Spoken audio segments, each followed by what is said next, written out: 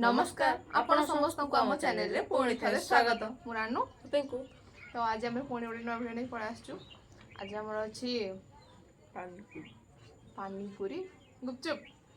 ଆମେ ଓଡ଼ିଆ ମାନେ ଓଡ଼ିଆରେ କହିବୁ ନା ପାନିପୁରୀ ଗାଁଟା ମୋଷ୍ଟ ଆଚ୍ଛା ଓକେ। ତ ଆଜି ଆମର ଅଛି ଗୁପଚୁପ ଗୁପଚୁପ ପୁଚ ପୁଚ ଆମର ଗୁପଚୁପ ଅଛି। ଆଉ ଏଇଟା ଆମର ରହିଲା ପାଣି ଇମଲି ଖଟା ପାଣି। ଫାଷ୍ଟ ଆମର ଅଛି ଆଳୁ କଣଟା ଚକଟା। ତ ଏବେ ଚାଲନ୍ତୁ ପୁରା ଦେଖନ୍ତୁ ମସଲା ପୁରା କେତେ ରାଗ ରାଗ ହେଇଛି। ମୁଁ ଯୋଉଠି ବନେଇଛି ସେଇଟା ମୁଁ ତାଙ୍କୁ କହୁଛି ପୁରା ରାଗ ରାଗ ଦେଇଦିଅ। ପୁରା ରାଗ ହେଇଛି। ଖାଇପାରିବୁ ତ? ତୋ କଥା କହ, ମୋ ଝିଅ ପିଲାମାନେ ରାଗ ଖାଇଦେବେ ନା କଣ କହୁଛନ୍ତି? ବାକି ଏଇ ଆମ ଦିଜଣ ଯାକ ଭିତରେ ସେଇଟା ହୁଏନି କେବେ ବୁଝିଲି। ଆଜି ହବ ଦେଖନ୍ତୁ ମୁଁ ଆଜି ଖାଉଛି ନା ନାହିଁ। ହଉ ଏଥିରେ କେତେ ଗୁପଚୁପ ଅଛି କହିପାରିବୁ? 30ଟା ଅଛି। ତ 30ଟାରୁ କିଏ କେତେଟା ଖାଉଛି ଆପଣମାନେ ଗଣିବେ ହେଲା, କାଉଣ୍ଟ କରିବେ। 1 2 3 4 କାଉଣ୍ଟ କରିବେ। ତେବେ ଚାଲନ୍ତୁ ଆମେ ଖାଇବା ଷ୍ଟାର୍ଟ କରିଦେବା। ସେ ନିଜ ଭିତରେ ବହୁତ କନଫିଡେନ୍ସ ତାର ଅଛି। ଠିକ୍ ଅଛି, ଆମେ ଭାଙ୍ଗିବା ତା କନଫିଡେନ୍ସ। ଏଇଟା କେବେ ହବନି।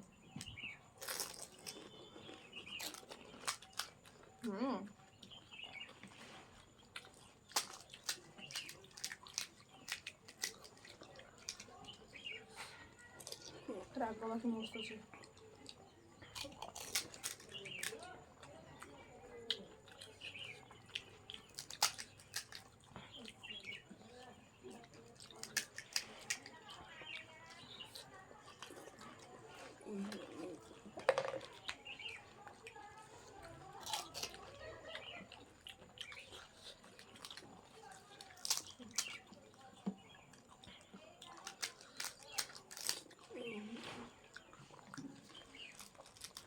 କେତେ ଖାଇଲୁଣି କାଉଣ୍ଟ କରୁଛୁ?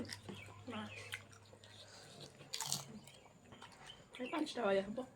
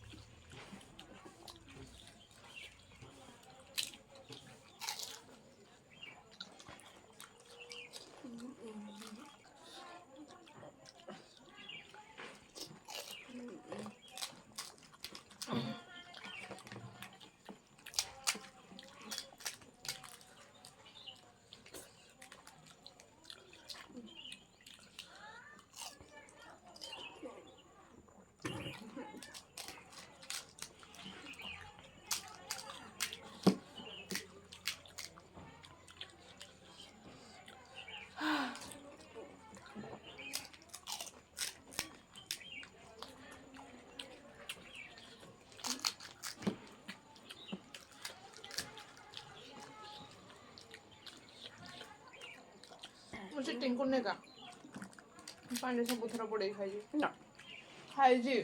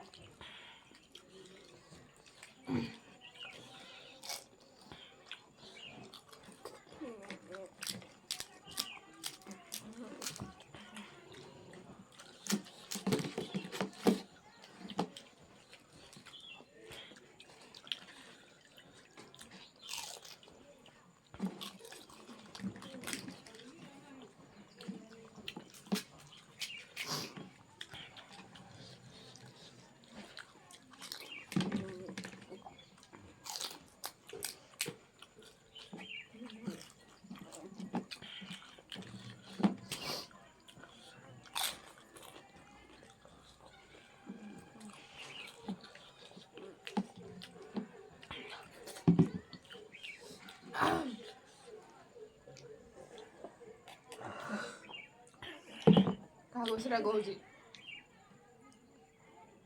ଏମିତି ହୁ ହୁ ହଉଥିଲା, କେମିତି ଶାନ୍ତ ହେଇଗଲା। ରାଗ ପ୍ରବଳ ଓକେ। फिर भी ମୁଁ ଖାଇଦେବି ଆହୁରି ଖାଇଦେବି ମୁଁ ବି ଖାଇଦେବି।